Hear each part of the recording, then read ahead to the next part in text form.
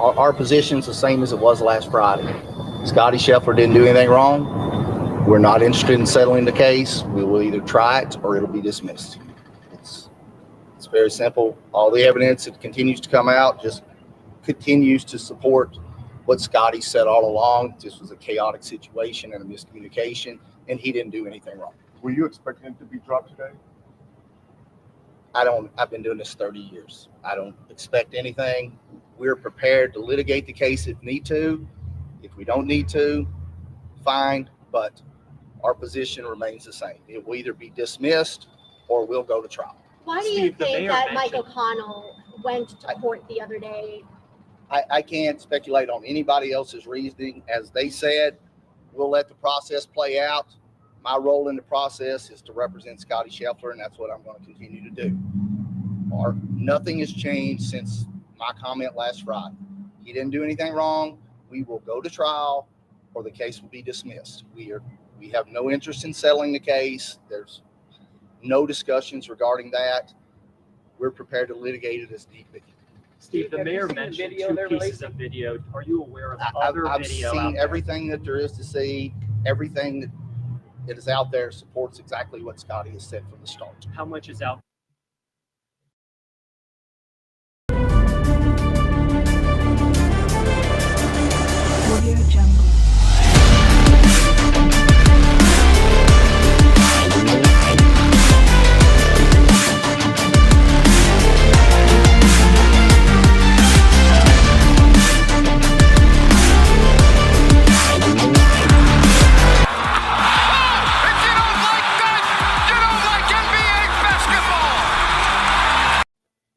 And a good afternoon to you, Ryan in Sacktown, coming to you as always, Monday through Friday, 2 p.m., the King's Court Live. Happy to have you here. You know the drill. You can call the show 916-399-3748. Also, you can call through Restream. The link is in the chat. Go check that out. I will be posting that throughout the show if you would like to join. Your chat, more than welcomed as well. We've got a full show to get to. I said this on the shoot around this morning. My apologies. I was dragging yesterday. I don't know what it was. I don't know if I ate a bigger lunch than normal. Maybe I did. I had a bigger lunch than I usually do. That was probably it, but I am full of energy and ready to go. We had our 8 o'clock post-game show last night. That was a lot of fun. We'll be running it back again tonight, Grant and I, 8 o'clock after game 2 of the Eastern Conference Finals. Hey, huge shout out, by the way, to R Dizzle. My bad for not getting to that towards the end of the show. Hit us with a $10 super chat. So much appreciated. Thank you very much. If you would like to donate, you certainly can. Venmo donations above my shoulder. That way. And also super chats, but they are not necessary. Your viewership, your support in this community is more than enough. Look, we have got the hard nose. How about no? Or glows. With Rhino, we're going to get to those here in a little bit. We've got a few different subjects that we will breach in that segment. We can add to the list as well. If you would like to bring some ideas forward, we can kick those around at the beginning. I open with the audio of Scotty Scheffler's attorney today. Also, there was a press conference by the mayor of Louisville. If you have not stayed up to date on this case, I'm going to reset it here in a little bit. I've told you a few times there's some messaging in the King's Court. You know, I did work in a previous life. So I had given you my opinion in real time. Is this played out with Scotty Scheffler at the PGA Championship? Again, I'll reset that in a second. Huge congratulations to Domas Sabonis, named All-NBA third team. We'll break down the voting there, talk about who made each team, what it means for the league going forward. Some guys now available for Supermax contracts, which isn't a big surprise. The names that are, you knew they were going to get them anyways, and they would be all NBA. But a big honor for Domas, somebody that got snubbed. He legit got snubbed this year. Not putting Fox in that same category because Domas overachieved from the season before when he made the All-Star team. And the fact that he at least got this honor, to me, it's the most important of any of the honors outside of MVP that he could have received this season. So we can get to that. Some reports surfacing. Kings ownership not happy with Mike Brown. Did you see what happened in Cleveland? JB Bickerstaff fired today by the Cleveland Cavaliers. You look at how he took that program over, and I know they didn't have sustained playoff success, but you had some play-in appearance, or I believe you had a play-in appearance, play-off appearance. Pretty damn good for a guy looking to turn a program around. So what's that say? Was that a move that was targeted at Donovan Mitchell? Maybe Donovan Mitchell not too high on JB Bickerstaff. I'm not trying to draw a direct line there, but that has been the conversation amongst the national talking heads that Cleveland is making moves to cater towards Donovan Mitchell and getting him to stay in Cleveland. Now, with the Mike Brown reports, I find it really curious, the timing. Does this have anything to do with re-signing Malik Monk? No concrete evidence there, but we've had this huge jigsaw puzzle that we've tried to put together this season, or of the Kings season, as we do the post-mortem, as Dave and Jason call it, on the Kings. And we've just got all these giant gaps, right? We've got these puzzle pieces, but some of them don't fit. And we're trying to, navigate, see if we can pinpoint what was different between the season before and this last season. Now, is it out of the realm of possibilities that some people, some members of the Kings may not be big fans of Mike Brown? No, it's not out of the realm. I'll touch on that a little bit later in the show when we do our hard nose or glows with Rhino. And of course, your calls, get up in here. You can take the show any direction you want. In fact, we don't just have to talk Kings. If there's something else you want to talk about, we can get to it. Hell, I've got thrifting as part of the hard no and glow segment. I'll tell you about my thrifting story that happened yesterday. I'm not too ashamed to say that I like thrifting. Now, the conflict comes when you find a special item. Like, sometimes when parents, one of my friends, actually, Haunted Horse, put it this way. He's like, when kids go away to college, they just want to get the room cleared out. They want to turn it into an office. And by the way, I went through that. I think within a month of me going to SDSU, my dad had turned my room into an office. And you know what's funny about that? He's a pilot. Why the hell does a pilot need an office? I thought your office is the cockpit the last time I checked. Maybe they just wanted me out. But anyway, sometimes good stuff gets donated. And when you find an item like that, is it like, all right, I believe in karma. I think what goes around comes around. A firm believer in that. And, when you find a gem, is it bad karma to turn around and try to make a profit on it? And I'm not trying to crap on anybody's business, because I know people that do that for a living and there's nothing wrong with it. But if you don't do that for a living, what's the protocol there? Do you enjoy the item? Do you keep the item? Do you try to make a little money off of it? What do you do? Because from time to time, you will find gems. And by the way, I've gone to Goodwill before and bought jeans and found money in the pockets of the jeans. So that's two-sided. You never know what you're going to find. But on the flip side, they don't wash the clothes.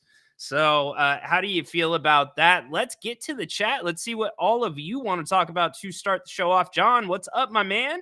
Thank you so much. Give us a thumbs up. We would appreciate it. We are grinding it out here in the off season on If You Don't Like That. Loving the daily show. Hope you guys are enjoying it as well.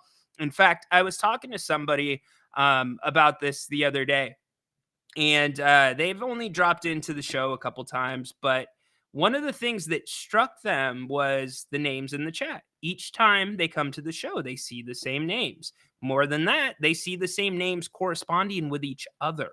It's like we're building this community here and it's in its infancy, and I absolutely love it. So let's keep it going. Give us a thumbs up. It does matter to the algorithm. Big year from Noah Fant this season. There you go, Cody. Noah Fant. Didn't think I was going to hear that name. Did the Hawks keep Quinn Snyder? Maybe he could end up in Cleveland. I don't think Quinn Snyder was fired off the top of my head. Help me out there. Good question. Goodwill is decent. Yes, it is. I do not have a problem with the goodwill whatsoever. You know what I do have a problem with? I did one of my ride-dos on this. If you're going to go donate at Goodwill, it's like, you ever see the episode of Seinfeld with the soup Nazi? The soup Nazi? Put your order in and keep your ass moving. But instead, you get these people, and the Goodwill lines, at least here in Elk Grove, because it's a newer a Goodwill, the line is so long usually to donate. We used to have all these Goodwill Expresses where you could go and donate there really easily. Now you got to go to the main Goodwill. And the last time I donated, there was a lady that not only was not prepared, she started picking through the bins that the Goodwill employees had not gone through yet. Like picking through them while the car is still sitting there parked. And then she had her kid come out and start looking. And I'm like, what are we doing? Even the Goodwill people. They're like, hey, you can't do this. And she's like, oh, well, let me pull my car forward. Guess what she does? She pulls it forward like maybe 5 feet. Maybe still blocking the donation line. And they're like, come on, lady, you got to move. So I appreciate her for donating things, but she wasn't even packed up and ready to go, man. Come on, do better. Do better. Flores, what's up, my man? Any validity to Ham's report about Mike Brown? Haven't seen anyone else report that. How do I put this?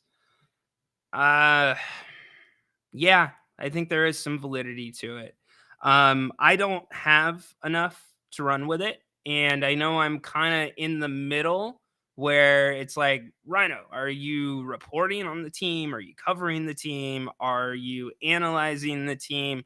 I don't know. I'm kind of like that hybrid club in your golf bag, but I do abide by a lot of the standards that the other journalists do, which is if you've got a source, you don't reveal it.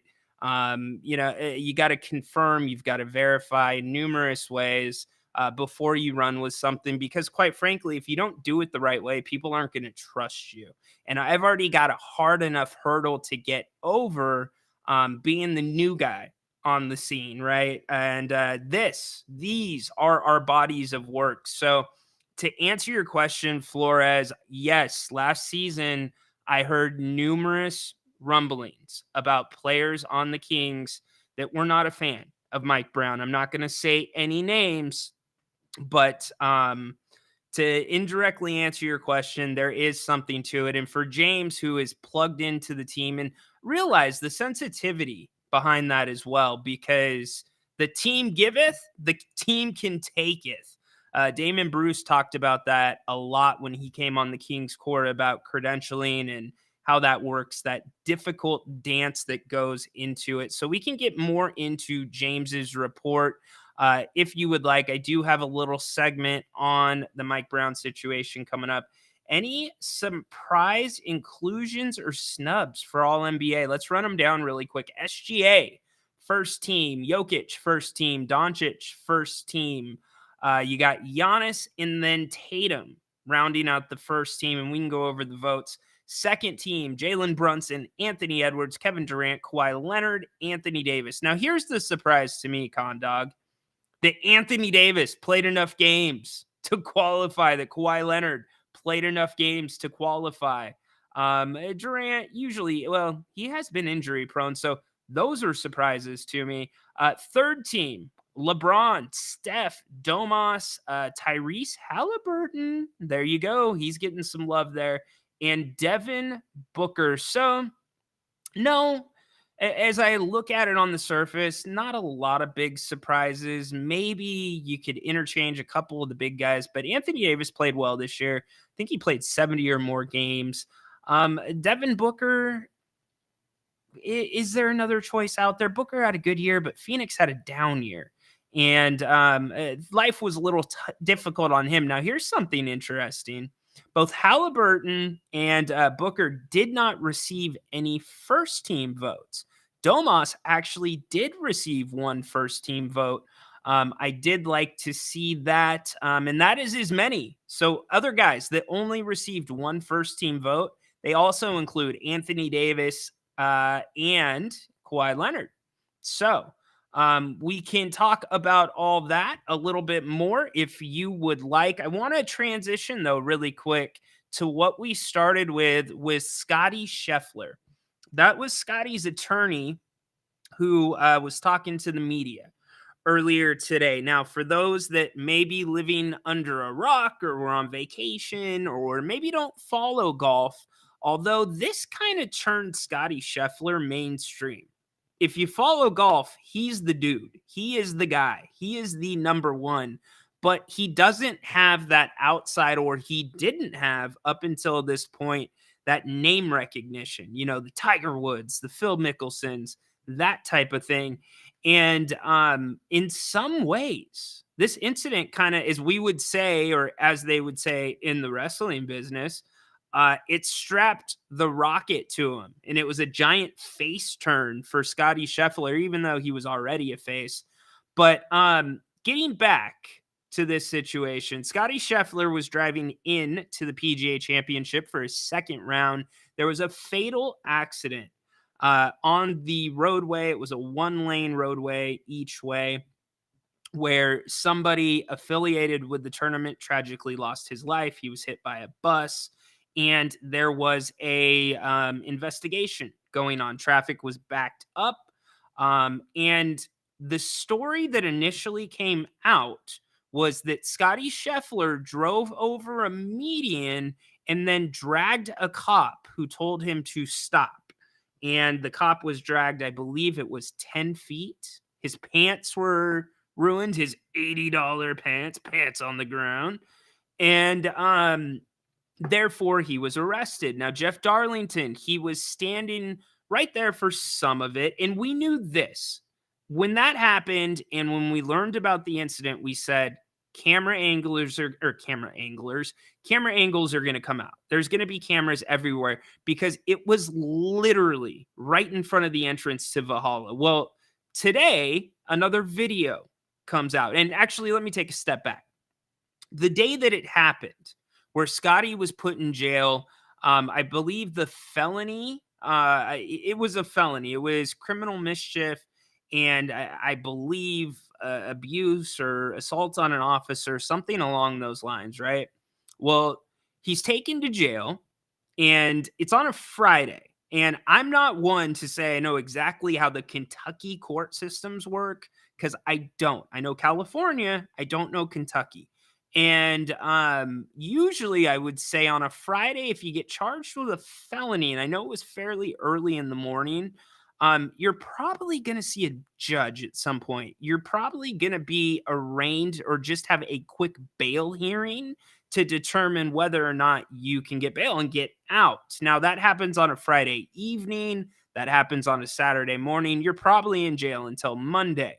So Scottie's in jail. He did the play-by-play. He was watching on Get Up, what was going on with the tournament. He even said he was stretching in the jail cell, et cetera, et cetera. And so, I love it. Thank you so much, Alberto. The show is part of my must-watch shows now, Rhino. That means the world, Alberto.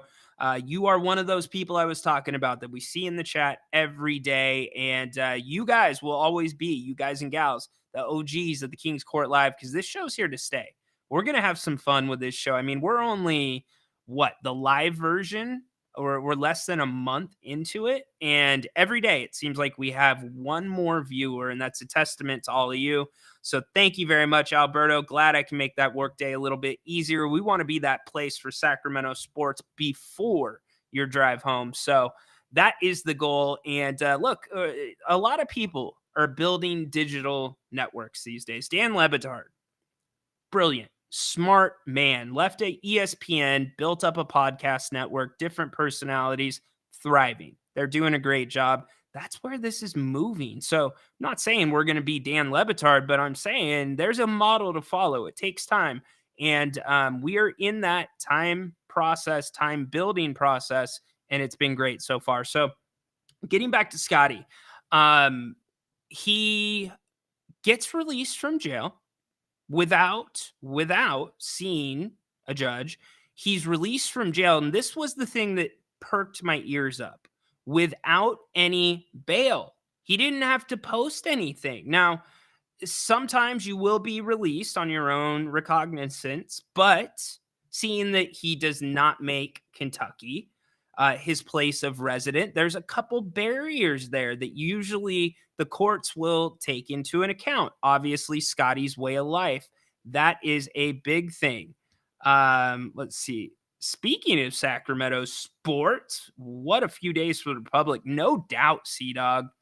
I wasn't all clued in and dialed into the Cal Expo situation. I know Dave was all over that, or at least I heard he was all over that yesterday. And I know Dave's very close with that program, Sac Republic, but we did touch on it last night.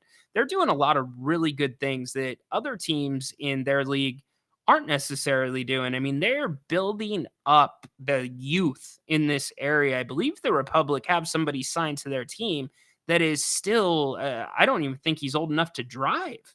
So doing some good stuff. I'm glad they made that right. But yeah, the Republic, isn't that one of those funny things? We'll save that for a little bit because I do want to come back to that. It's like MLS, I get it.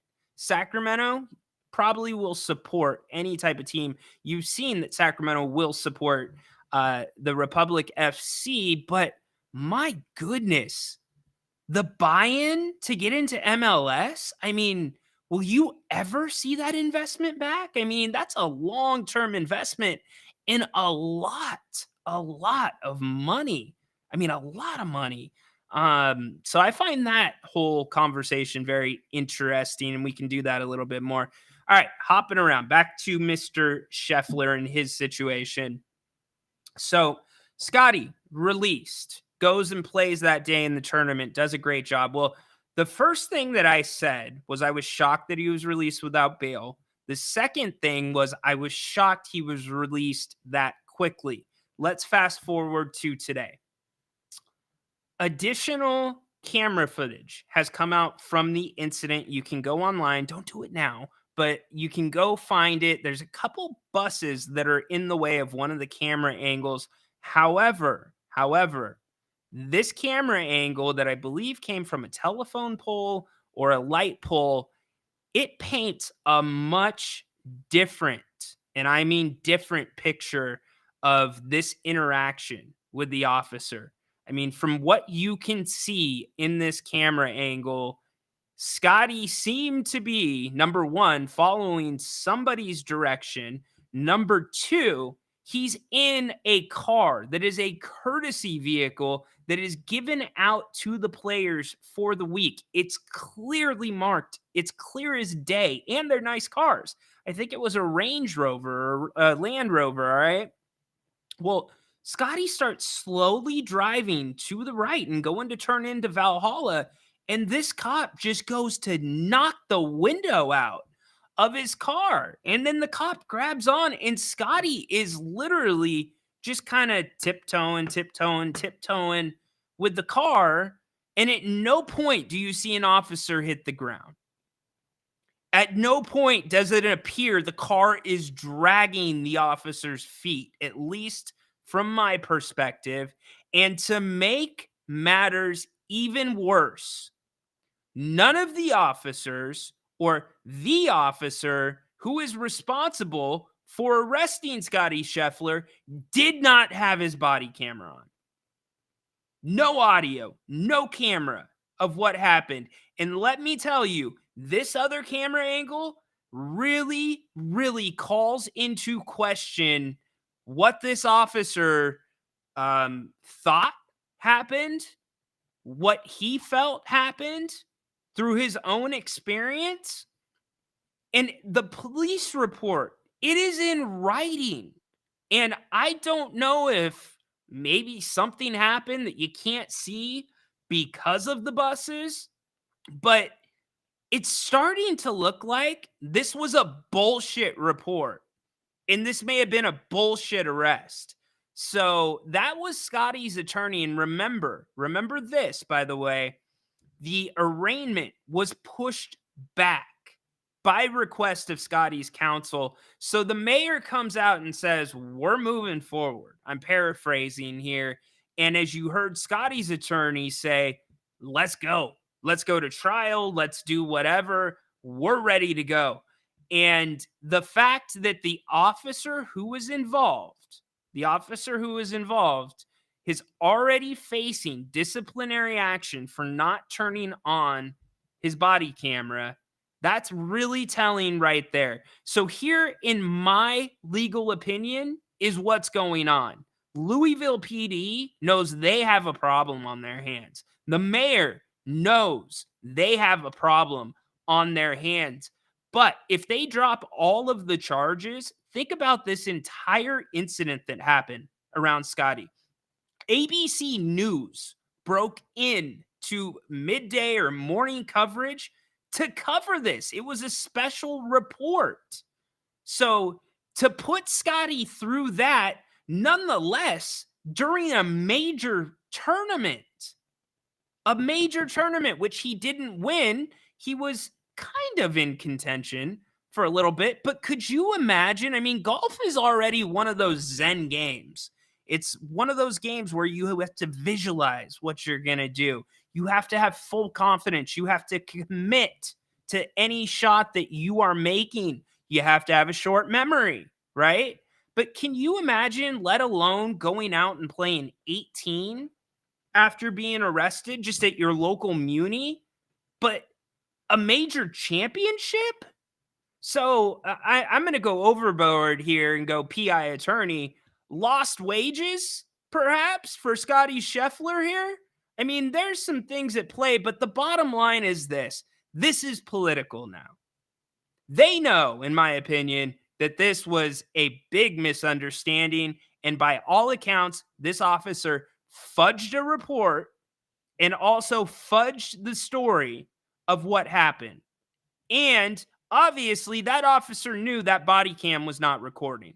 There's no way. And I would venture to say the first thing that came down from that police chief when Scotty was arrested is download your body cams right now or hand them over. Usually it's hand them over to a third party within the department to download them. So there's no funny business. Obviously, you have a transaction sheet that tracks who has been in receipt or possession of said body cams, etc.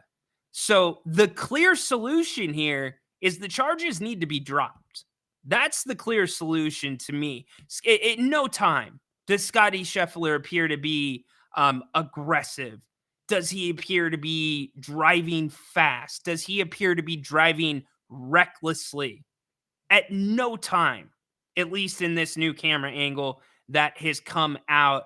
So it becomes really who's going to have the cake on their face. And right now, it's Louisville PD.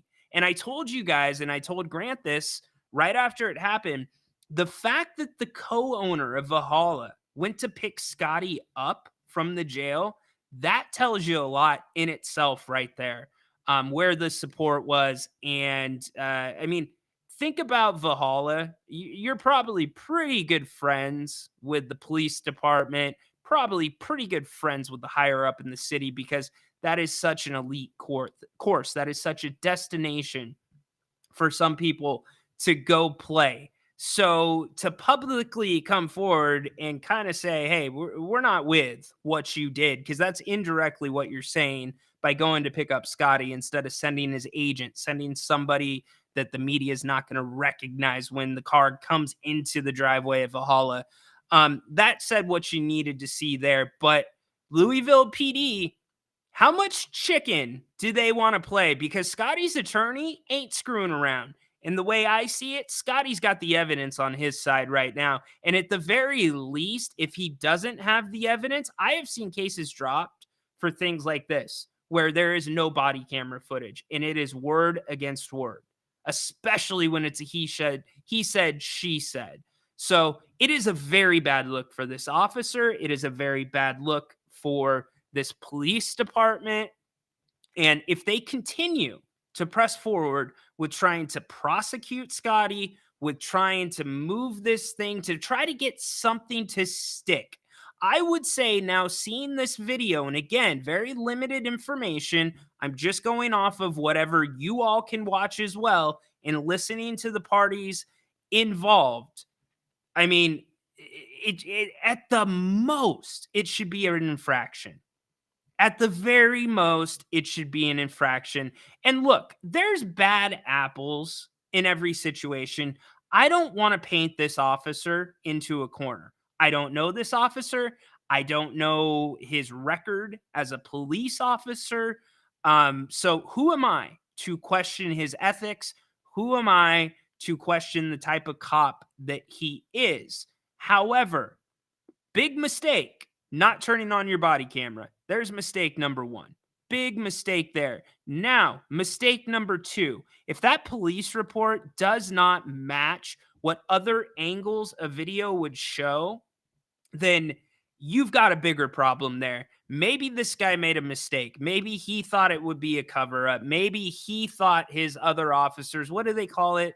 The code of silence or whatever. I don't know if that exists. I mean, certainly to a degree, we have heard cops have been put in different positions when it comes to arresting public figures. There's many of videos online where you can see officers pulling over other officers for DUIs or traffic tickets. And, it's the, hey, are you recording? What's going on? Can you get me off? Well, come on, you got to do me the little tip of the hat, right?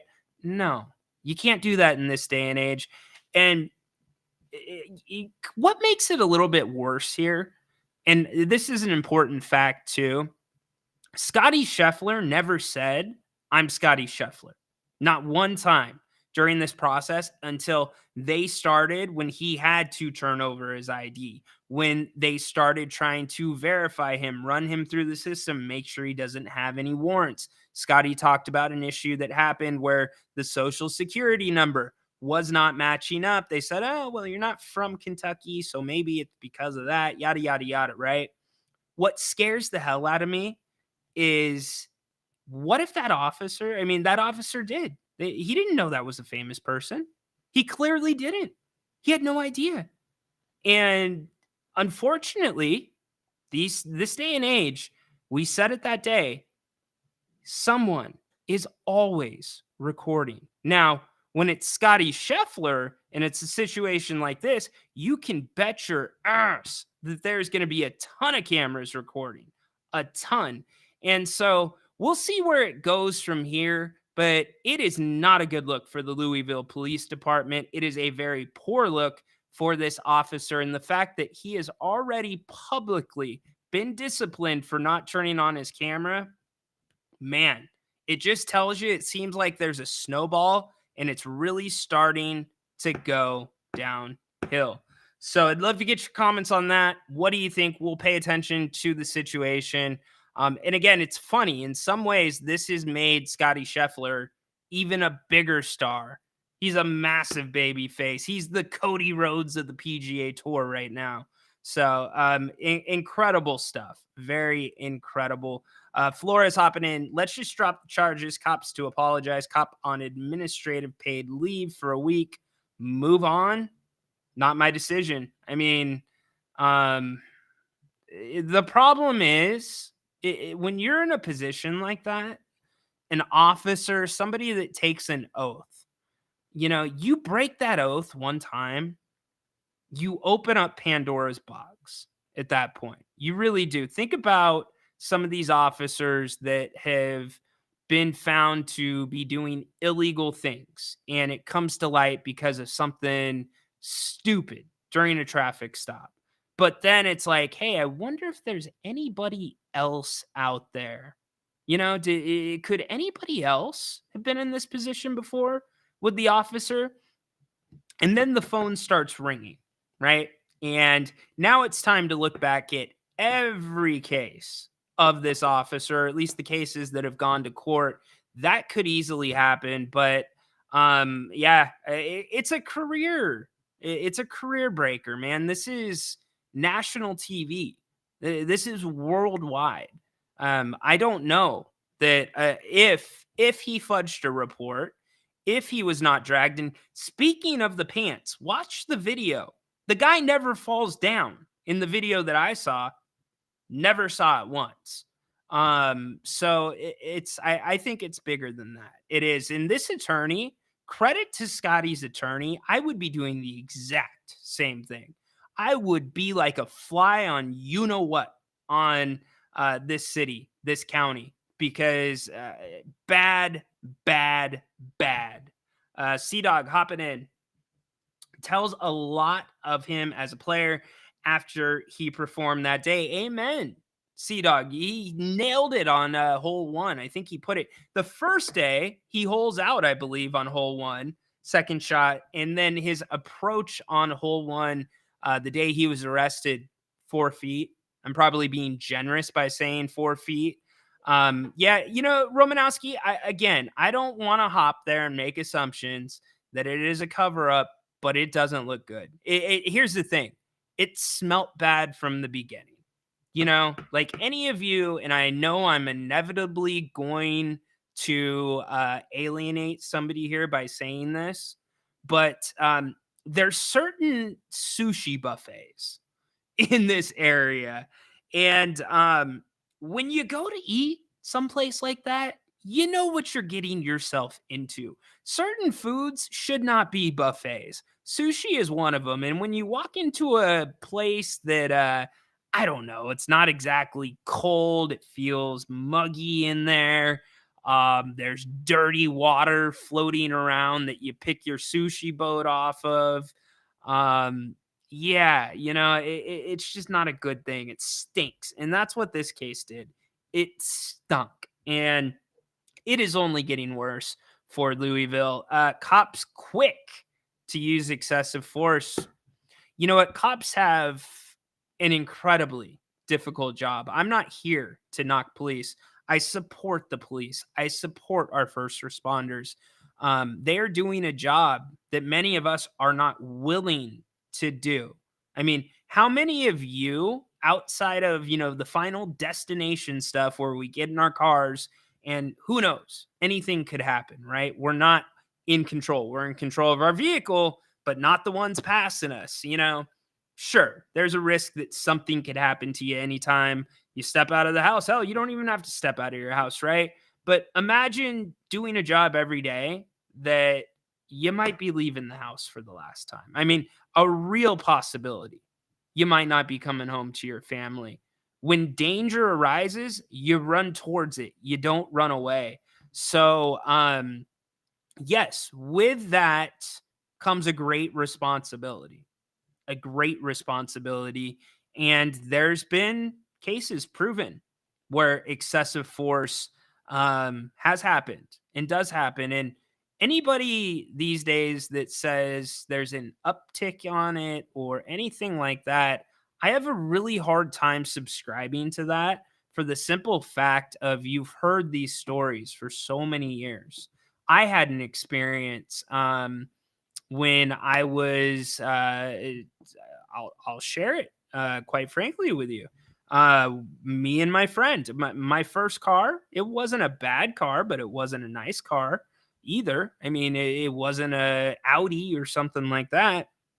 And he lived in a very nice neighborhood here in Elk Grove, and we were in his neighborhood. Now, we made the mistake here.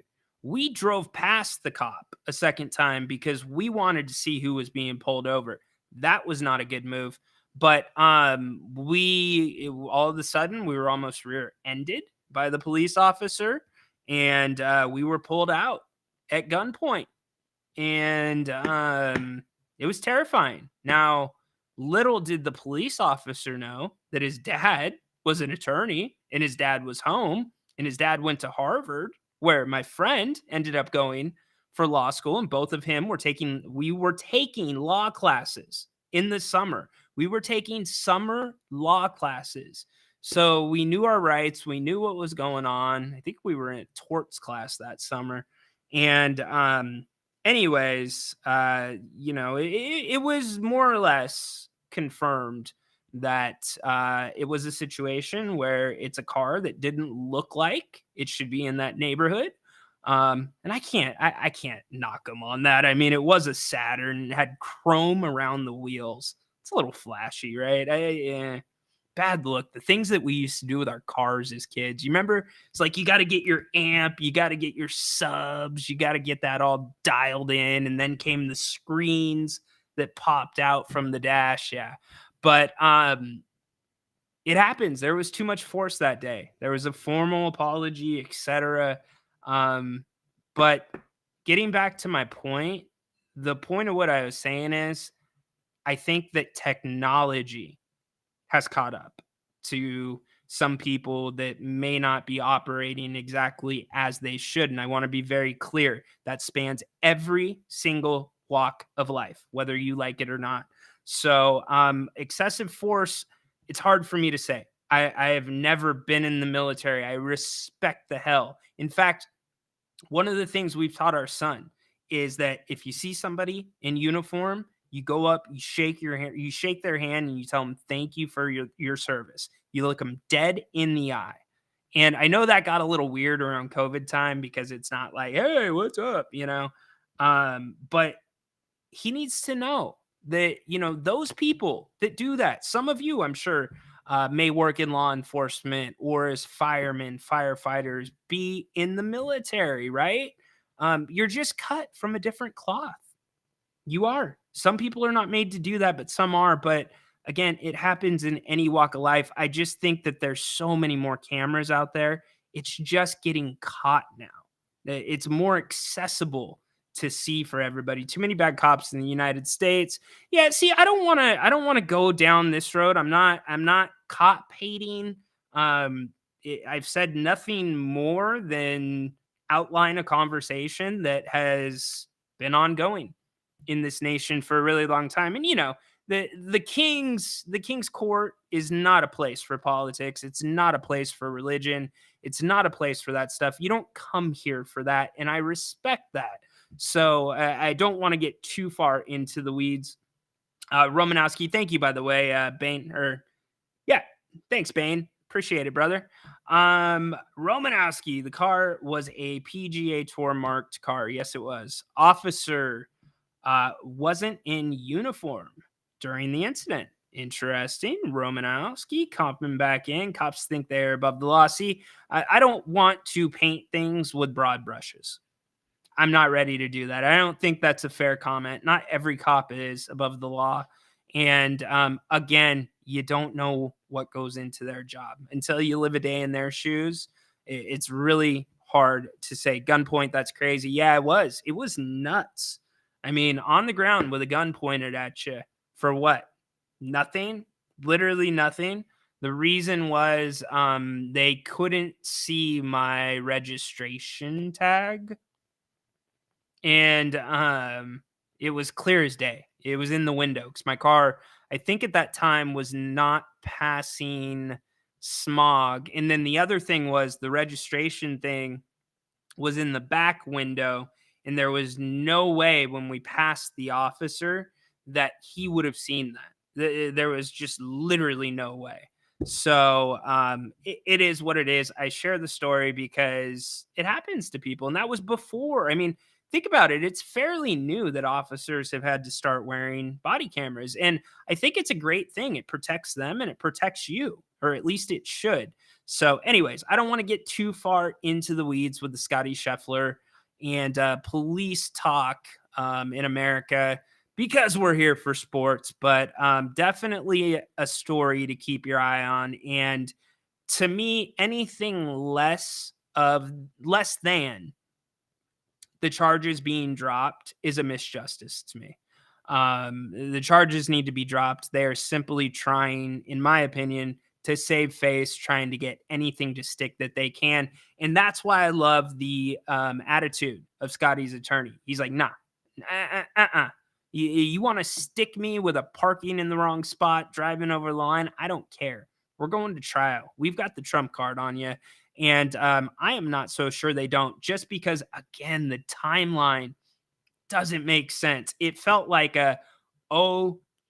we messed up. That's why Scotty got out of jail really quick, back to the course, and then the rest starts falling into place. So that is the latest on Scotty Scheffler. You are watching the King's Court live here on If You Don't Like That. Happy to have you here. Ryan in Sacktown, taking you up to probably about 3:30, 4 o'clock. We'll see. Just put the link back in the chat if you would like to call the show via Restream. You don't have to be on video for that. You can also call the show 916-399-3748. Shout out to Chad. Shout out to TC. They used the line the other day. That was a lot of fun. I've got it pulled up right here on the other computer. So we will hear you call through. So we've been trying to get to the hard nose or glows the last couple of days. Let's get to them. There's more than a few things to talk about, and I've got a couple different things up there that we're going to go over, and I'd love for you to add to the list. We haven't even hit on the game last night between Dallas and Minnesota. That was an interesting one. Anybody have Dallas going into Minnesota, winning that game the way that they did on Minnesota's home court? I did not. Dallas showed me now, and we had this discussion on If You Don't Like That last night, because inevitably, if Luka is doing something and doing it well, it comes up, oh, well, Sacramento made a mistake. They didn't draft him. We get back into that talk. And, we kind of flipped it on its head because Grant shared some information about Vlade and the draft process and some of the workouts that Bagley had here in Sacramento. He shared that last night. But the thing that people fail to realize about this, and I pointed it out last night, and everybody was on board with it, is drafting Luka wasn't just drafting a guy to come into the team. You are drafting your team when you get Luka, and that means the pieces that are already on that roster, they either need to be compatible with Luka, or you've got to flip that team, because the way that Luka plays basketball is so much different. You think that Hallie and Fox wasn't working? Imagine Fox and Luka. Fox would have been gone in that scenario. And you're probably not drafting. Anyways, let's not get too far into the weeds.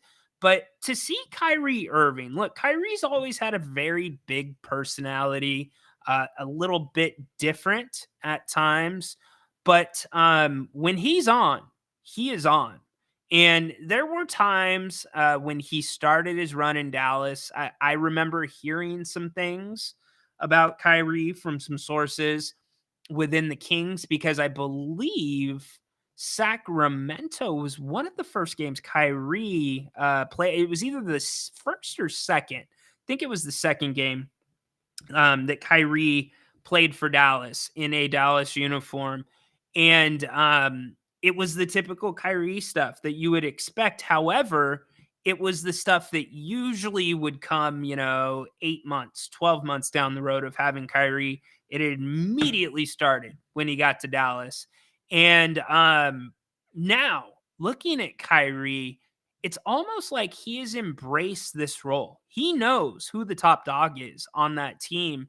And Kyrie, I think, is actually enjoying playing, I don't want to say second fiddle, but he's embraced that role, which comes with getting different looks. It comes with different things you're contributing to the offense, different ways that you're playing defensively. And one of the things that stuck out to me last night was, my goodness, did they make Ant play on defense? I mean, Ant was running. And with a guy like that, even though he is a great two-way player, he's human. He's going to get tired. And yeah, he did work well with LeBron, but it didn't last, right? And ultimately, he wanted to be the guy. He wanted to do his own thing. You haven't seen that come up with Dallas. And, Kyrie stays in Dallas.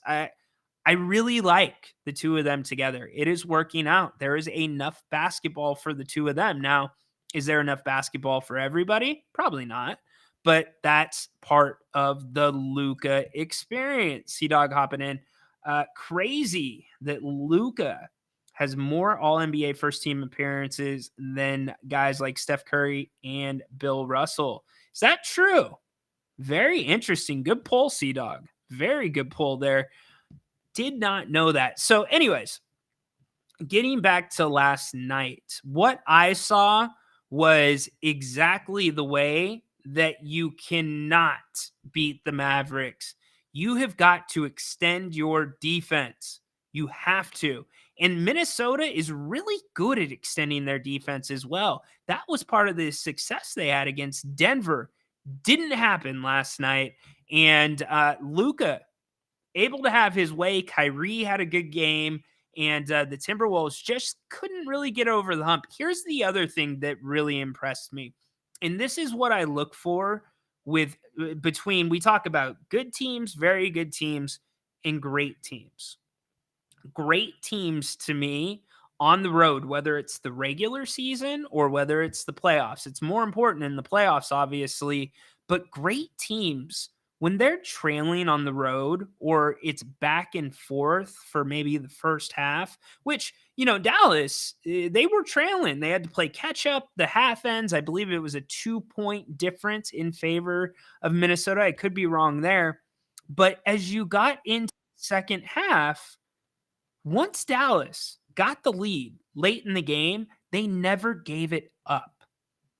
That, to me, is one of the most important traits, especially when you're playing on the road, of a great team. So that opened my eyes last night. Now, do I think that home court matters in this series? No, it does not matter in this series. Minnesota won 3 games against the defending champions on the road in their last series with the Nuggets. So I think it's big that Minnesota get the next game. I think they need to balance things out. But huge win last night for Dallas. And then again, you get the Eastern Conference Finals coming back into the picture tonight. As I said, called the show 916-399-3748. You can also call us through Restream. Video is optional. You don't have to be on camera if you don't want to.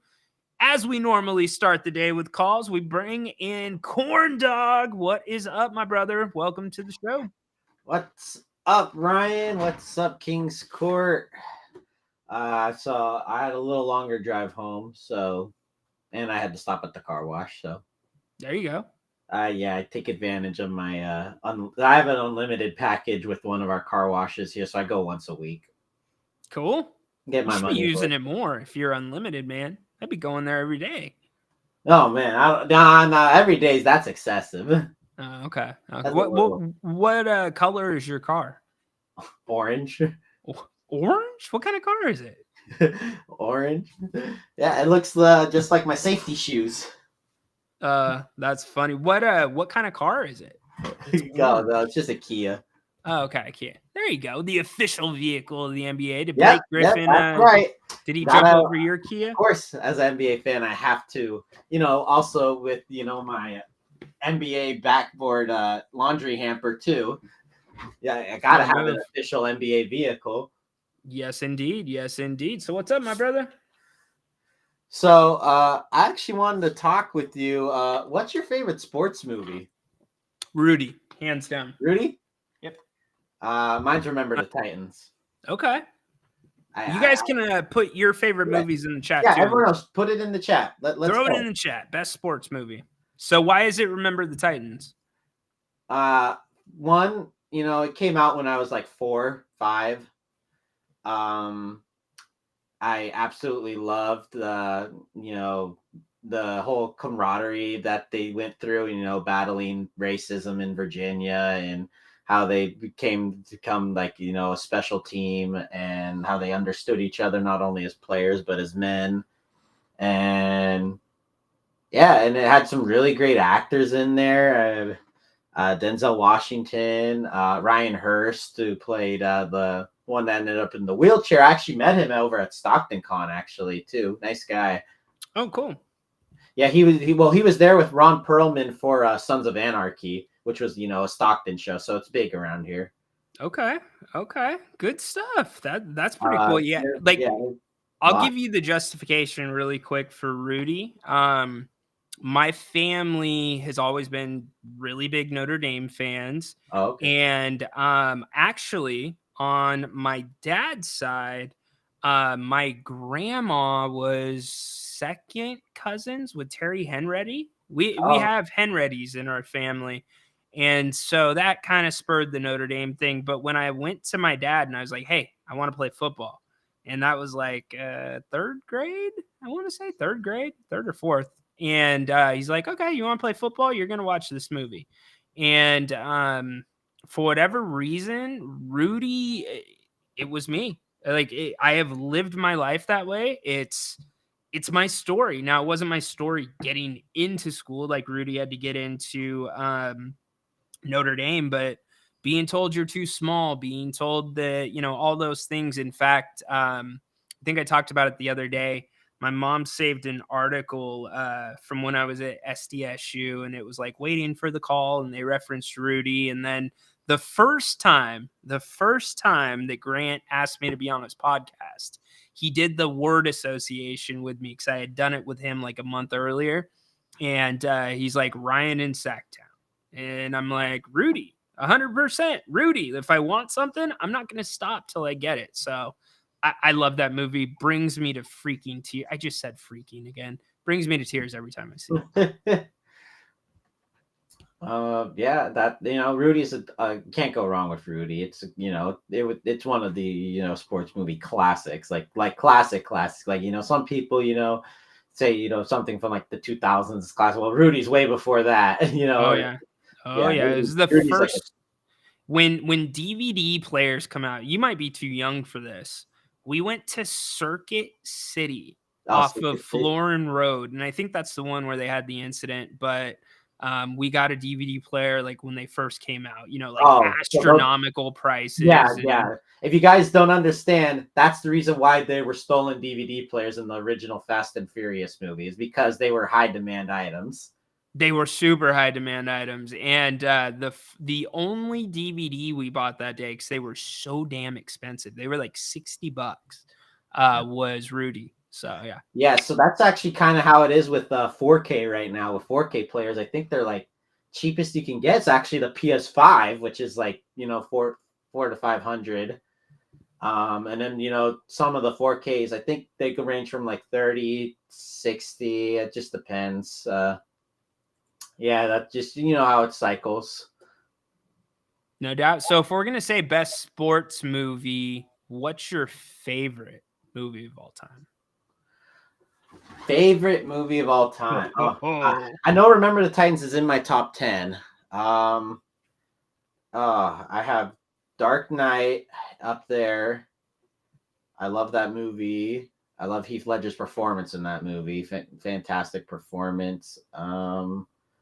What's another? Saving Private Ryan's a good one. I love Jurassic Park, Back to the Future. Oh man, there's a lot of good ones. There's maybe we should do like we could do a King's Court like round robin or tournament of movies where we debate them and we see who goes on to the next round. That might be kind of fun. Might have to be by genre because you know, if you're debating someone that are, you know, you're debating two movies that are almost polar opposites, like let's just say Inglourious Bastards versus Toy Story. Yeah. Oh, see, it's like you think you have one, and then like you say a movie like Toy Story, and it's like, oh crap, I forgot about that one. And they're so vastly different, you can't even compare it. Like, again, both great movies in their own right, but yeah, can't even, like, one's, you know, a gory World War II, kind of comical in some area movie, and the other's a animated movie about toys coming to life. Yeah, it was so good though when it came Yeah. out.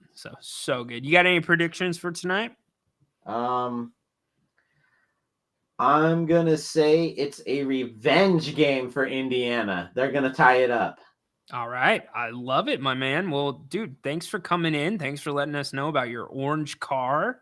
I mean, at least you can see your car from a distance if you park Oh, in dude, a I've never big lost. parking You lot. know Yeah. what? I had literally last Sunday with a coworker. She drives a white Accord, and which very common in a parking lot.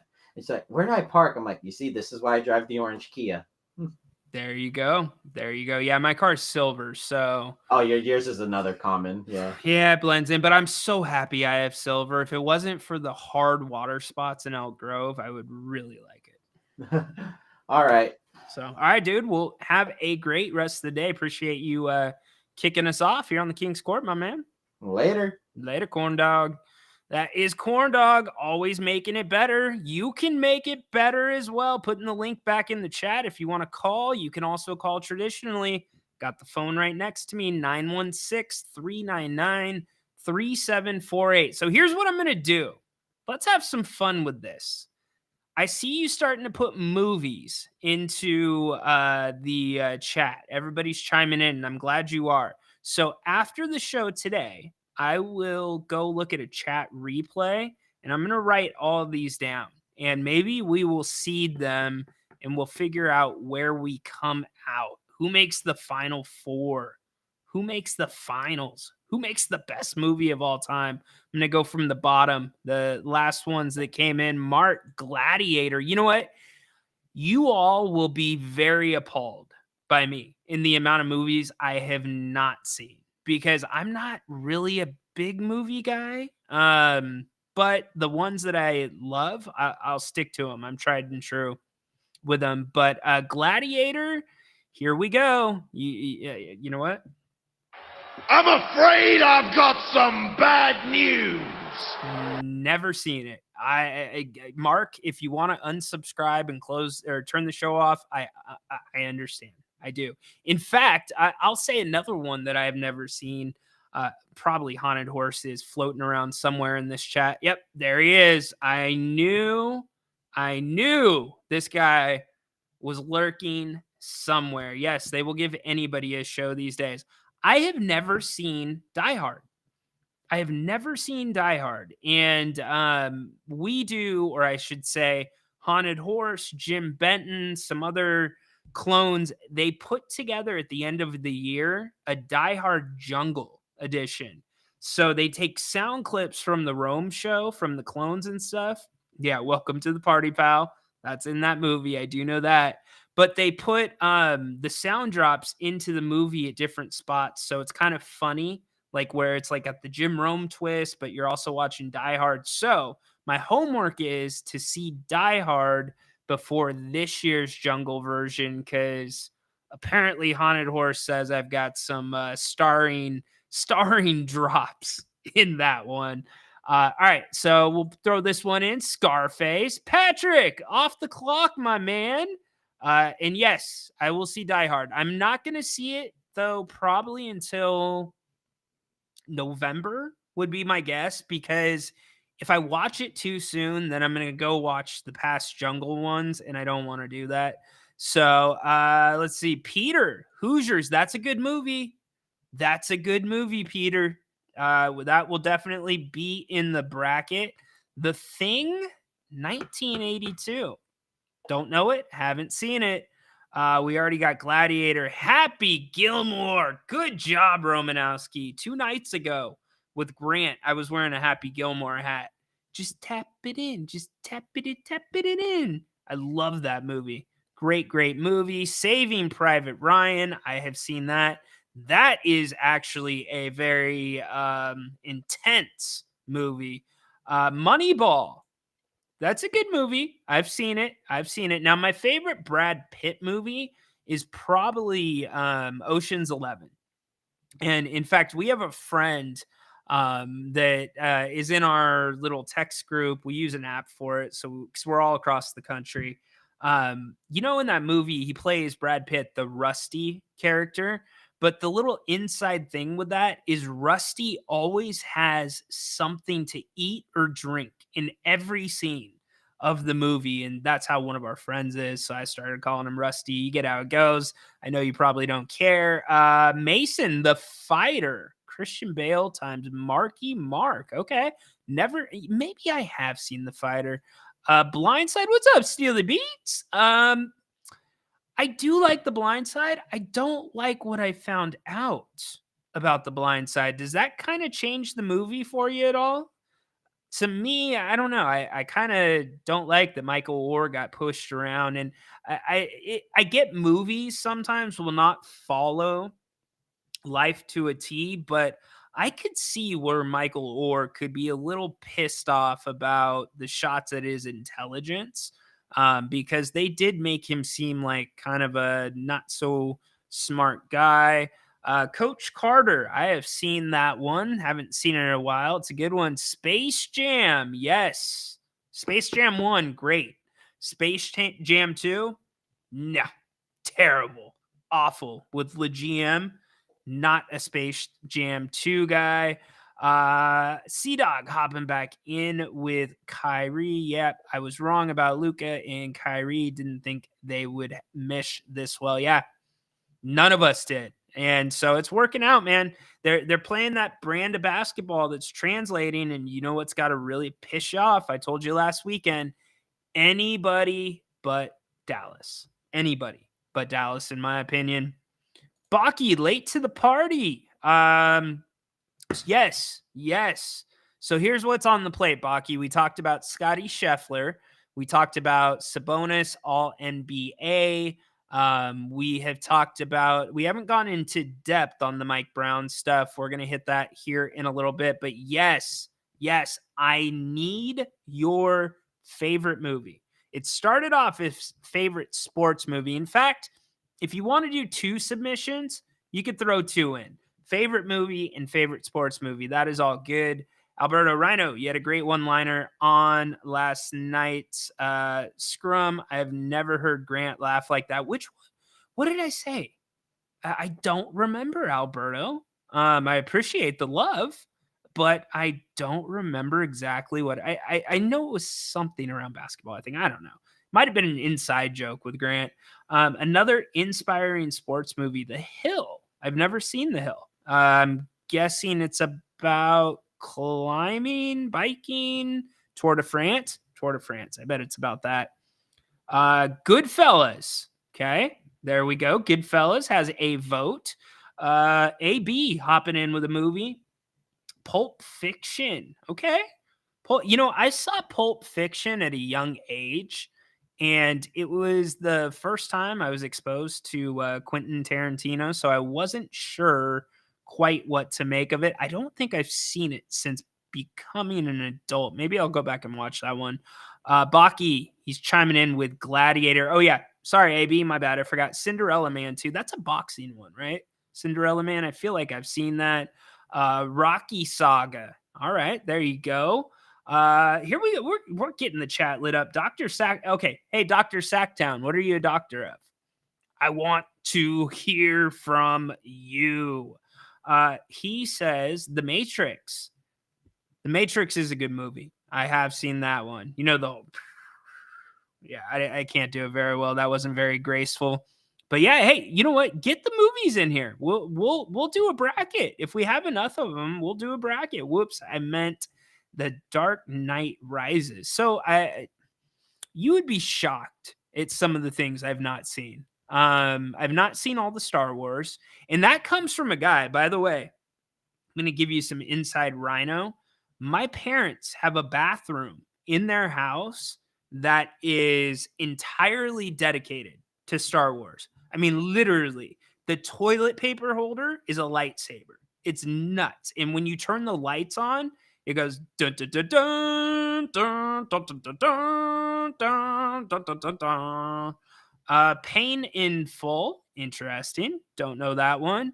Hopping back in, Contog, Empire Strikes Back. There you go. Yeah, like when I grew up, what happened was they had the bathroom was already Star Wars, by the way, but it was like this Star Wars wallpaper, which now is really cool. They still had one strip of it left in there, but they had redone the bathroom, and all of our friends and like our friends, or our family friends, some of our family got pissed. They're like, what happened to Star Wars? I mean, I'm not kidding you. I had friends in school that would ask me if they could come over and use the bathroom to say that they did their business in a Star Wars bathroom.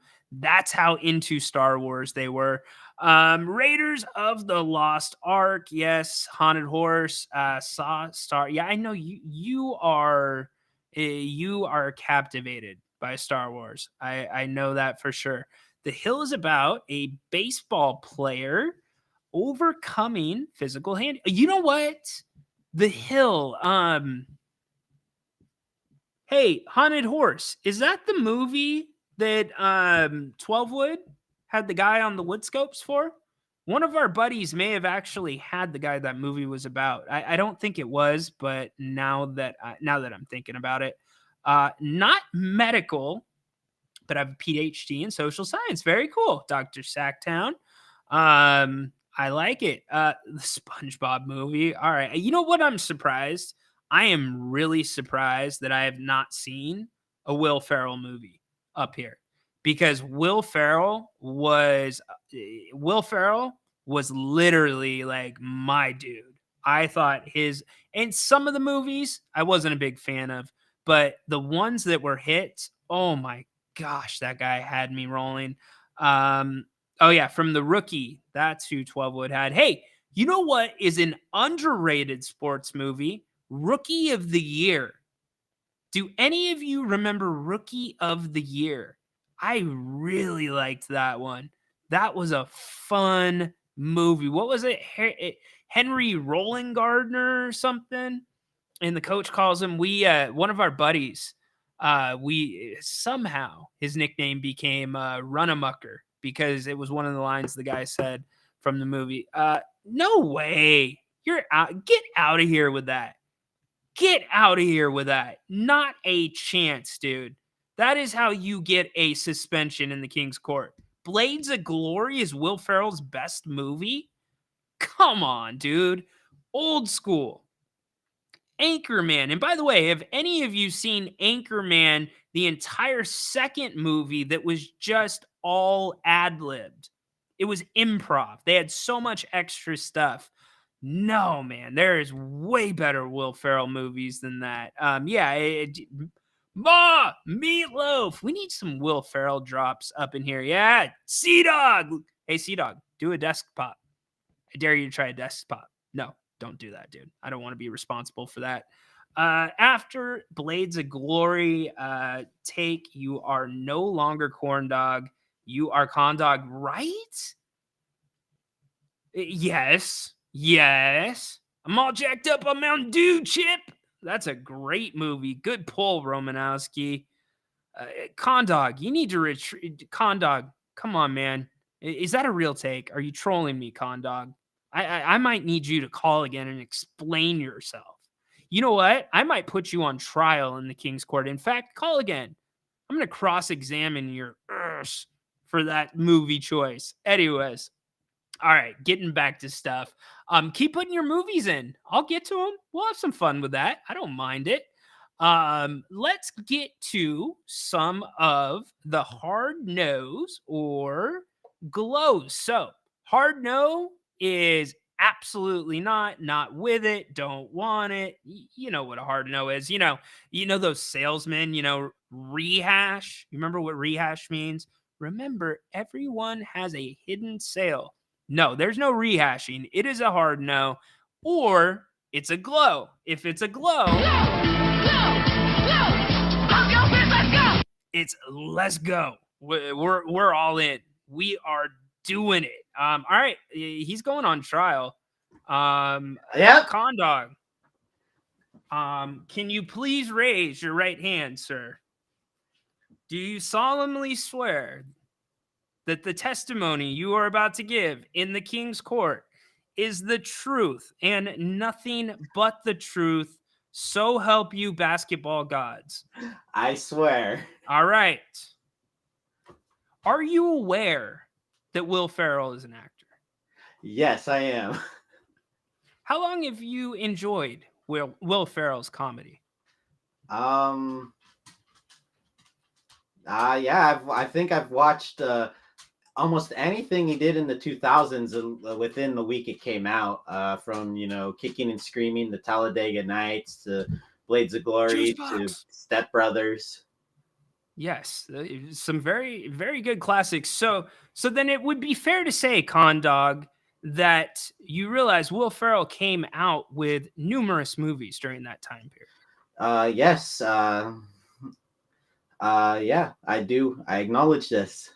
And would it be fair to say that you have seen some of Will Ferrell's movies multiple times? Very much I have. Okay.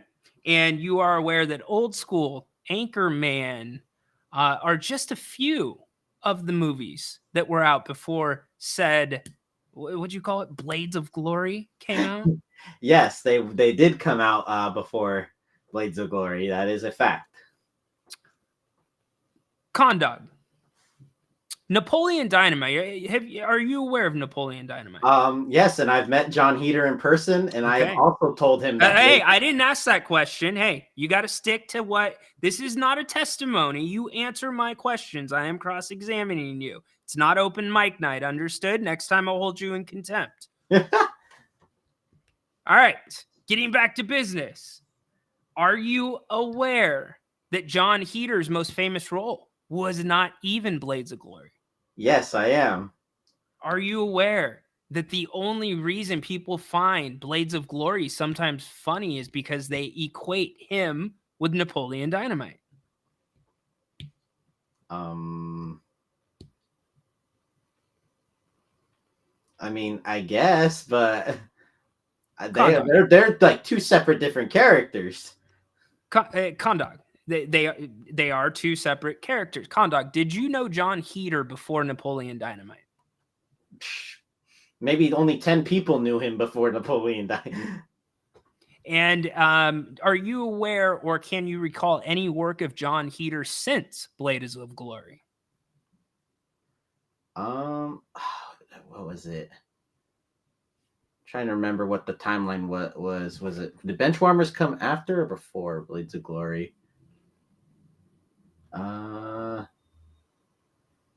have to look up the release dates on that one. But not too much after. Is it fair to say that possibly he did such an awful job acting in Blades of Glory that he never got another job? No. I'm done. I'm just messing. I'm about to say what? That was just more of him. I think just being done with acting. Yeah, no, I wasn't gonna go into legalese on you, but no, dude, explain yourself though. Really, why do you think that's so much better than the other ones? Yeah, I agree, Horse. You know what? I absolutely love movies where it's a subject matter that almost no one cares about, and it's the biggest thing ever. Like, raise your right hand if you've ever talked about figure skating with anyone. Chat. Yeah. Oh, yeah. Well, actually, I have, because of the Jim Rome stuff, Tanya Harding, Nancy Kerrigan. Why? So, okay, yes. But besides that, did anyone ever give two rats' ass about figure skating in their life? That isn't a figure skater. Yeah, a lot of people do. People watch the Olympics for that. I mean, like every year, it seems like around the slow time in sports, you'll see like the national championships or the, world these guys were getting championship. they were getting like the full coverage. It's also the reason why I love dodgeball. Like they were on like ESPN, the Ocho or whatever.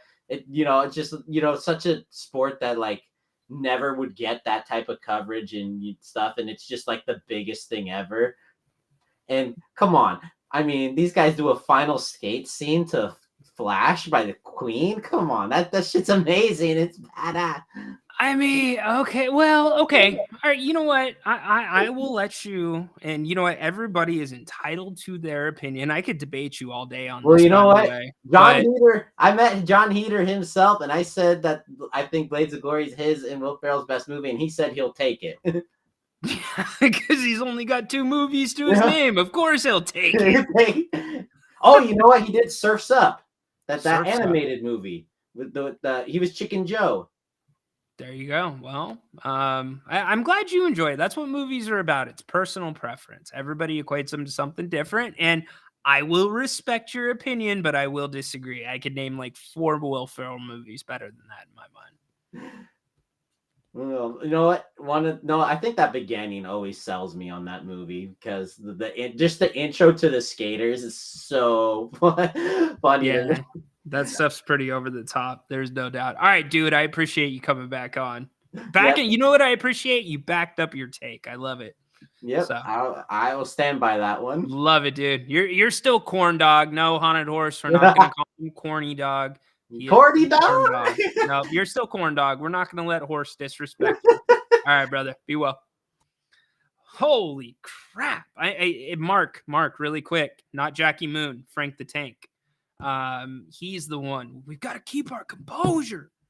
I think I played that on the King's Court actually one time. You'll find some little funny things in there. It's funny how different movies hit different people. Objections. He's biased because he met him. Hey, great job by you. I don't know how to say it. I say it different every time, but yes, Super Troopers that was a damn good movie. Hey, Farva, what's the name of that restaurant with all the different stuff? Shenanigans. Yeah, it's a good one. Yeah, Where Out Thou? I'm bot trolling. All right, we're back on track for the most part. Let me put my poems in you. That doesn't sound right. Condog. Let me put my poems in you. The Condog's having a rough day, man. Holy moly. Anyways, all right, getting back to business. We're doing our hard nose or glows. Let's start bringing some of these up. Where are we? Yeah. Thank you. Oh my gosh. He's all in on that, man. All freaking in. Good for him. I appreciate it. All right, let's bring up our first hard no or glow. Here we go. First hard no or glow. NBA ratings. Grant and I had this discussion yesterday. Many are saying that these playoffs are bad for the NBA. The NBA is dreading having a possible Minnesota-Indiana series. They need Boston to save the ratings. Ratings, my ass. Like, what are we talking about? The NBA is being shopped at between 2.6 and $2.8 billion a year. You think they care about ratings right now? They're beyond that. There is proof of concept in the NBA, and unfortunately, y'all, paywalls are coming. And paywalls will include probably your local regional channels that cover the Kings. Comcast Sports California, regional sports channels are dying. They are. I talked about this probably 3-4 weeks ago, but the regional sports channels, the contracts that they have with these NBA teams guarantee them a certain amount of games. So that is sometimes where you will see your regional team still broadcasting, even though it's a national game. That does not happen if it's a TNT game because TNT has the A rights to the NBA. Or at least part of an A plan, even though ESPN has ESPN ABC, the conference finals. Here's what I'm saying. The NBA has been so skewed in the last 10 years with a lack of parity. There is no way that you can make new stars. There is no way that you can grow your brand by not having new teams in the finals. In fact, I would argue you might not like the ratings this year if it's Minnesota Indy, which I don't think it's going to be. I think it's going to be mini Boston. The NBA's best case scenario is Dallas and Boston. That is the best case scenario. But guess what? Dallas and Boston is going to turn off a lot of hardcore, or I shouldn't say hardcore, casual basketball fans. You know why? Luka constantly complaining. Boston, inconsistent at times. And Boston, a lot of people don't like Boston. If you're a Knicks fan, you hate Boston. If you get it. There's a lot of Boston fans everywhere. They're transplants, so they're going to watch regardless. But for the NBA game to grow, you have to showcase new stars. And if this postseason is proof of anything, it's that the league, Jerry Reynolds said it best 3 weeks ago. It is quite literally a changing of the guards. It's a changing of the guards.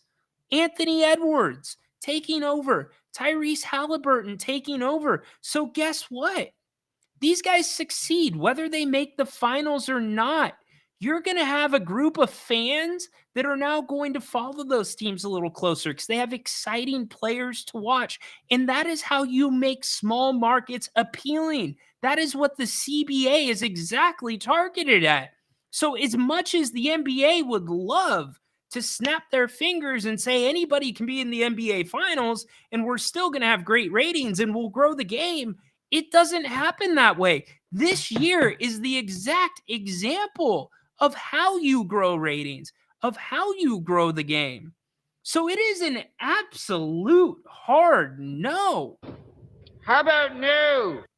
To me, when I hear this talk about what's bad for the NBA, small markets, bad for the NBA, it is great for the NBA. Now, I'm biased. I've grown up a Sacramento Kings fan, but how many times have you heard nationally that when the Sacramento Kings are good, it's good for the NBA? That goes both ways. That goes that way with Indy. That goes that way with Mini, because you have stars, marketable stars that have the look. They play team basketball. That's the most important thing. You want to talk about something that's turning people off with the ratings? It's the type of basketball that's being played right now, or was being played up until the All-Star break, until Adam Silver decided, hey, guess what? We're just going to let you play really hard because I was pissed about the All-Star game. You ruined my All-Star game, so now we're going to get physical. And look, it's produced better, more intriguing, more engaging basketball. So I am not on the boat that ratings go down. They might go down temporarily, but the ratings are only going to go up from there. So I am, again, 100% a hard no. How about no? All right, let's move on to our next one. And now this one is a little close to home, and I actually need some direction from all you. Here we go. Is it a hard no or a glow to sell things that you find thrifting? Now, let's draw the line here. There are people that make a livelihood out of this. They make a business out of it, and that's completely great. I am excluding them from this conversation. But if you're somebody like me that enjoys a good thrift store, enjoys a good deal, not embarrassed to say it, if you're somebody like me and you go in looking to find something for yourself or find something for a loved one, and you stumble upon a pair of Kobe 9s that are in immaculate shape, that are real, they are not fake. You don't have the box. That makes a difference. But they're also a colorway that was a limited colorway that they only released so many pairs of. And you know the Kobe 9s or the Kobe's, the value on those has gone tremendously up since his tragic passing. I would rather have the sneakers be dirt cheap and Kobe Bryant still with us. Talk about just a beautiful basketball mind Kobe was. Grant talks about the immense respect he had for Kobe Bryant. And whether you liked it or not, I can tell you my account as a Sacramento Kings fan about Kobe. You know why I hated him? I hated him because we didn't have him. I didn't hate him for who he was. I didn't hate the player he was. I hated him because I wanted him on my team. So now, getting back to the conversation. Yesterday, I found a pair of those Kobe's. I didn't know they were as valuable as they were. And now I am at a crossroads. No pun intended, because that is a secondhand store here in Sacramento. What's the right move? Do you keep the shoes or do you sell them?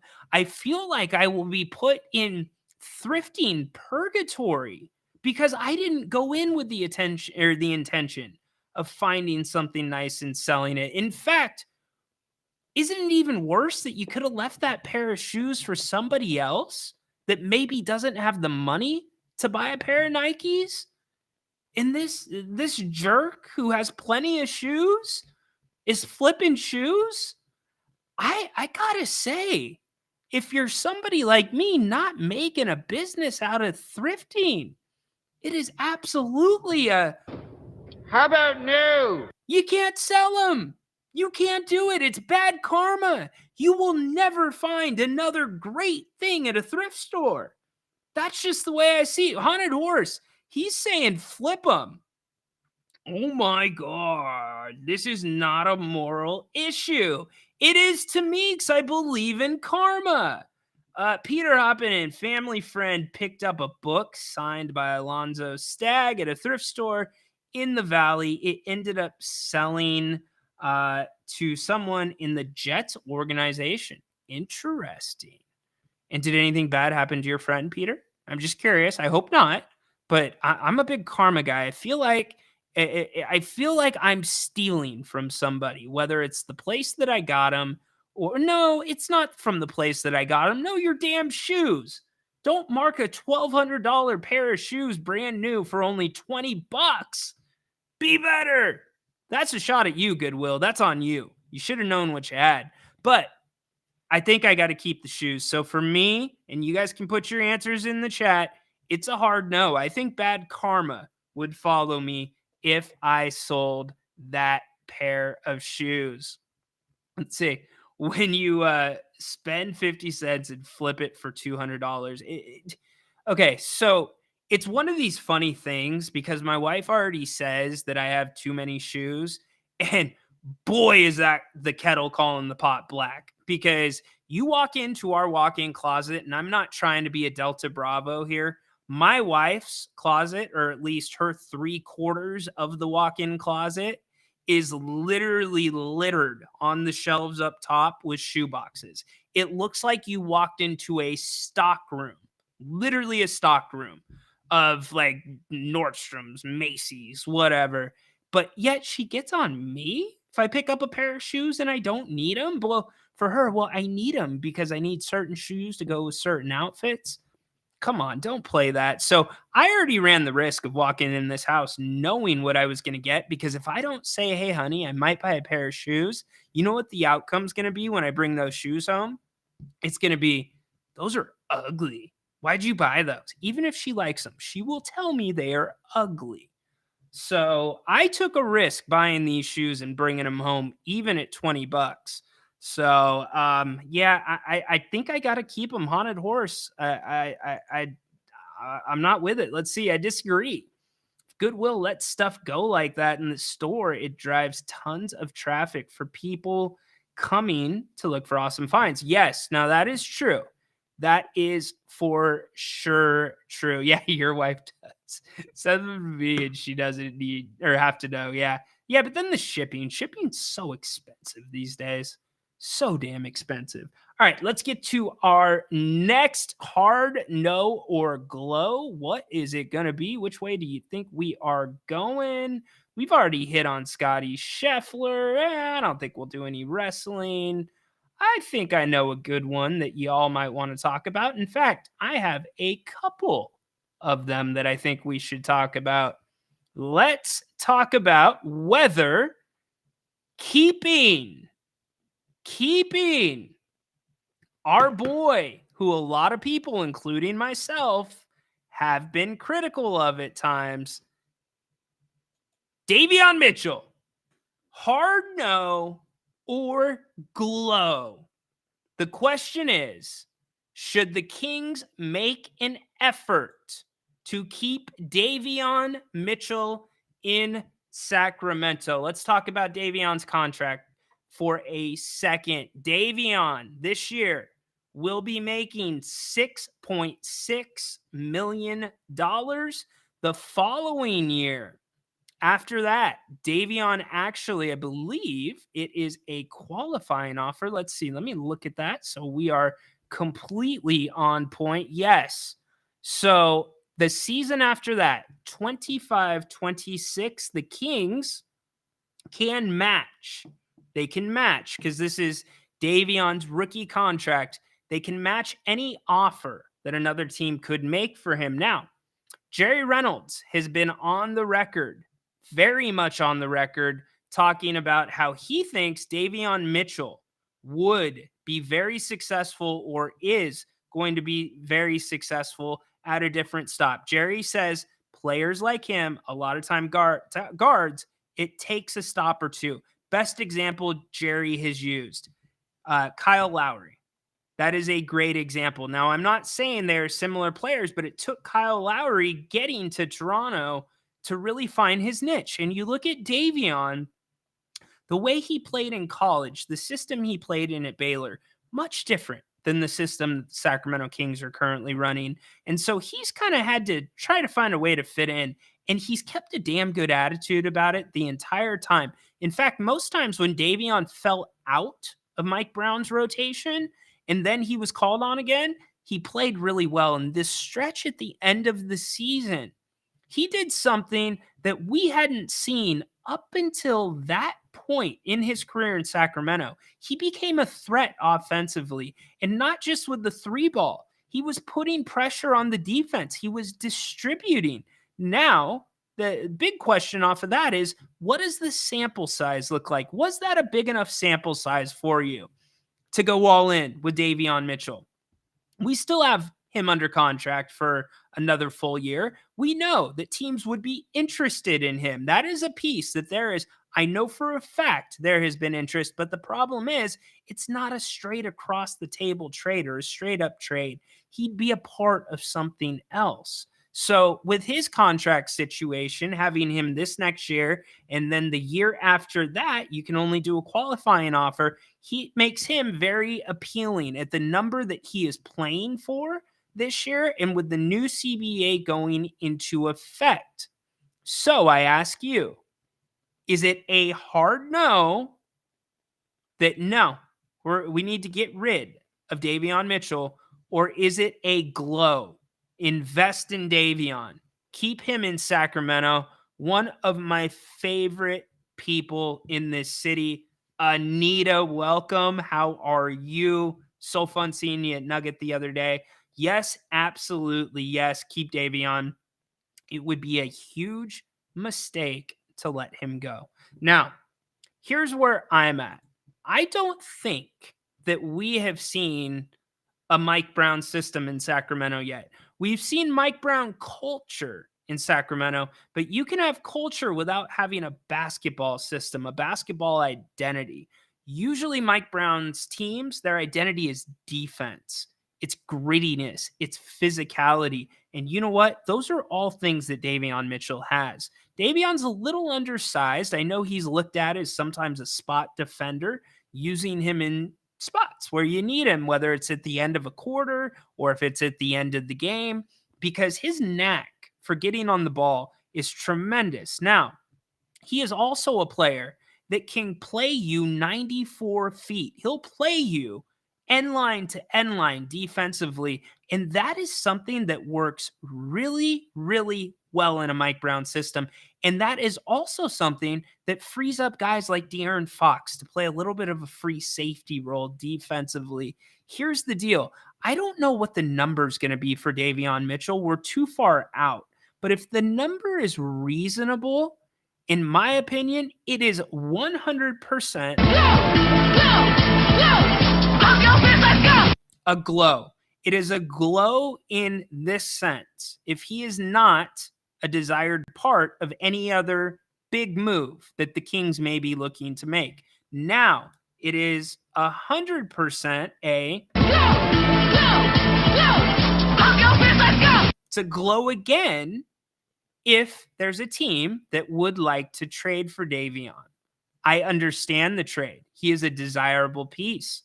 Are you a little backlogged at that position? Not really. A lot hinges on Monk. But you know what? Davion Mitchell brings his lunch pail every single day. And as much as I look for physical talent in guys, I look for mental toughness just as much.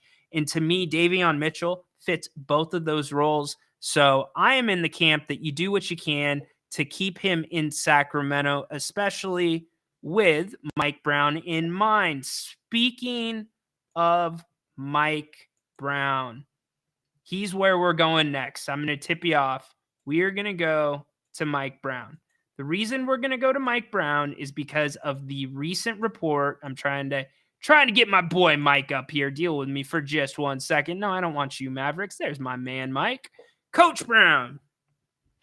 Hard no or glow? Is it fair? Is it fair that ownership may not be happy with Mike Brown? This is a really hard question to answer. Very hard question to answer. Here's one thing that I know. When things were hard this year with the Kings and things were awkward, Mike Brown was always very candid. He told you what he could. Mike Brown never usually ducks questions. Mike Brown usually hits things head on. Mike Brown brings a culture with him, an experience with him, a respect with him that I don't feel any Sacramento coach has had. And I'm going to keep Mike Malone out of this conversation because his time in Sacramento was so short. And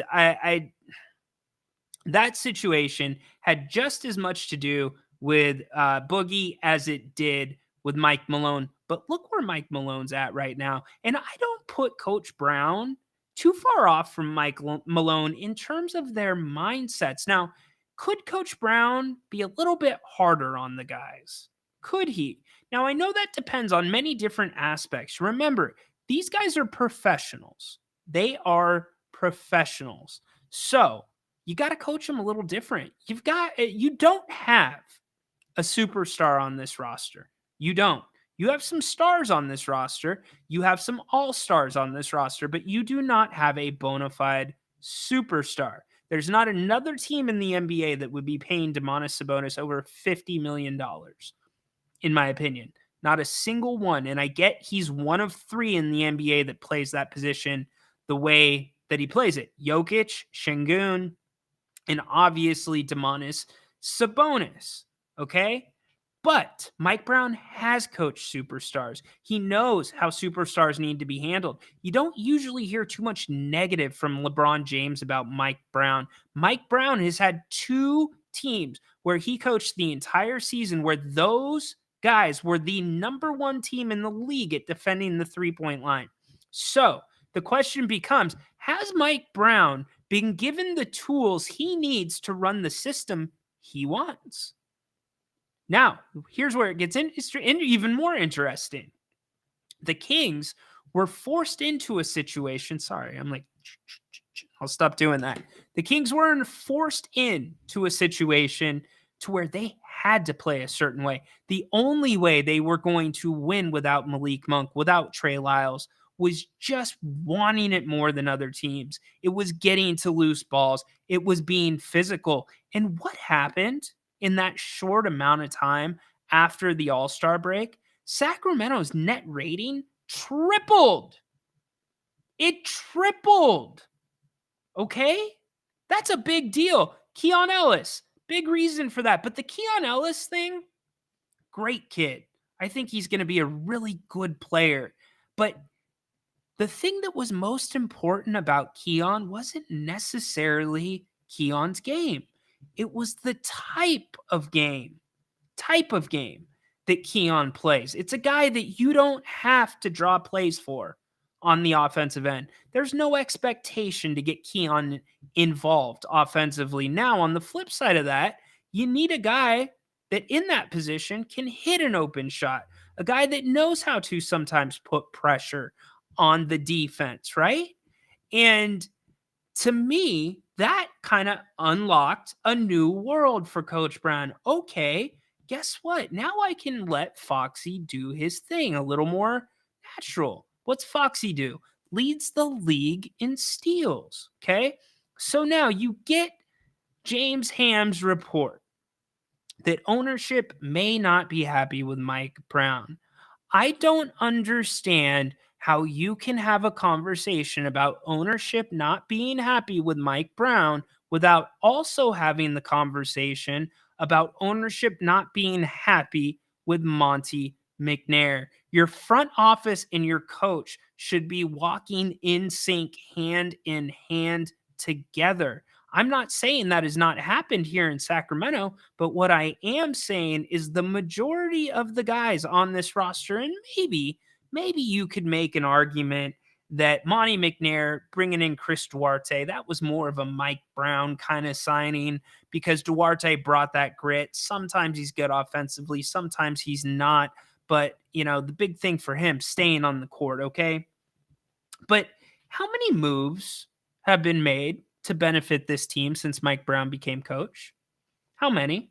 Not many. There's been a few, and they've been smaller moves, which is fine. They have been prudent moves.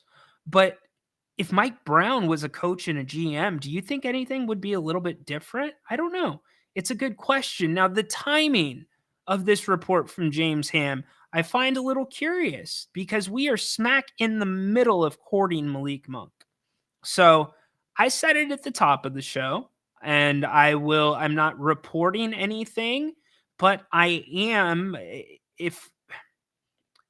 not validating James Ham's report, but I will say his report is consistent with things or some things that I have heard behind the scenes. So could it be a matter of Malik Monk does not like playing for Mike Brown? Could it be Domas doesn't? Could it be De'Aaron? Could it be Davion? Could it be Sasha? We don't know for sure. But Mike Brown in 2 years in Sacramento has made the play-in and made the playoffs. He broke the playoff streak. And don't sit here and tell me that Mike Brown, when he came to Sacramento, planned to say, this is going to be an offensive team. We are going to shoot threes, let them go. We're going to outscore other teams, because that's not what it was. It was defense, defense, defense. And we have only, in my opinion, seen a sample size of 26 games that have been coached and played the way that I believe Mike Brown wants this team to play. So can you give Mike Brown the best of both worlds? Or is it too late for Mike Brown? Does this owner have to, not want to, does this owner have to have a scapegoat because he's not willing to accept what he's looking at in the mirror and the responsibilities he shares for the problems this organization has faced? So I'll ask you this, Sacramento. Where the hell do we turn if Mike Brown is not re-signed in Sacramento? Which way are you going? This is the most stability we have had for 16 years. Culture is a big word. It is a really big word. And this is coming from a guy that was critical of Mike Brown at times for not making adjustments soon enough, for letting the guys play instead of calling a timeout, critical of the way his challenges were used. Mostly, my biggest criticism was the fact that he was not calling plays all the time. And I don't need a coach, and nor do the players need a coach to micromanage every single trip up the court. However, giving the players all the autonomy in the world to decide how that offense is going to be ran. You could have a game plan. You certainly can. But at the end of the day, the ball's in their hands. And so everybody wants to make an argument that maybe De'Aaron regressed a little bit because he played so much off the ball. Well, how do we put that on Coach Brown if it was the players that were doing that on the floor? And by the way, could you easily see how there could be a conflict amongst the players if you're not touching the ball, if you're not getting shots, if you're not being involved in the offense? And now you've got a coach smack in the middle of it. So to me, this is an absolute no-brainer. I don't care if Malik Monk says, fire Coach Brown, and this isn't a Malik Monk thing. I'm using Malik Monk because he is the biggest piece to the Kings offseason. But I don't care if Malik Monk says, I want Coach Brown out of here, and then I'll come back. Even then, I think it is a bad move because is Malik Monk going to lead you to a championship? Malik is great, but he ain't that guy. He's not. So the fact that we're even having a discussion about Coach Brown, number one, is not surprising. We saw this coming. As soon as the season ended, he was being asked questions about an extension. And now this extension thing could turn into a distraction, not on Mike Brown's behalf, but just the organization in general, because it is very hard to believe that this team somehow suddenly forgot, and this owner suddenly forgot where the hell they were 3 seasons ago. I hope they come around. Getting rid of Coach Brown, to me, is 100% How about no? a hard no. And I don't even think you can judge a coach in 2 years of work. Give the guy a shot, but unfortunately in the NBA, shots are getting smaller and smaller and smaller in terms of windows that you have to succeed. I don't know what more this town, I don't know what more this owner wanted out of Coach Brown. Yeah, the playoffs this year, I understand that. But Mike Brown isn't playing the games. He's not. So I hate to see this talk going on. Expect it to continue. But to me, Coach Brown, your job should be safe, my friend, and you should be extended. And you are worth $10 million, in my opinion, to this franchise. Some people may see it a different way. Hey, y'all, I appreciate all of you. Exactly right. Exactly right. Exactly right, Bane. I appreciate everybody. This has been a fun day. We've talked some movies. We've had Corn Dog on a couple times. He retained his title as Corn Dog, his gloss. He is good, but I disagree strongly with his movie choice for Will Ferrell, man. Blades of Glory. Man, that's a tough one. It's a tough one. Anyways, hey, make it a great day. Don't forget, we will be back 8 o'clock tonight after the end of Game 2 of the Eastern Conference Finals. Grant and I will be doing a post-game scrum. We would love to have all of your participation. You can call the show. You can chat the show. You can be a part of it. However, get up in here. I absolutely love it. And I love all of you in the community that we are building here on the King's Court. Make it a great rest of Thursday. Tomorrow, we wrap up the week in the King's Court. Should be a lot of fun, but make sure, again, you join us tonight at 8 o'clock right here on If You Don't Like That, Go Kings! Tedora? Holy moly, Jim Bowling. That a girl. Light the damn beam. Enjoy the rest of your day. Court is. Oh, unless you're Condog. Are we going to hold Condog in contempt? And we'll let it go. Anyways, court is dismissed.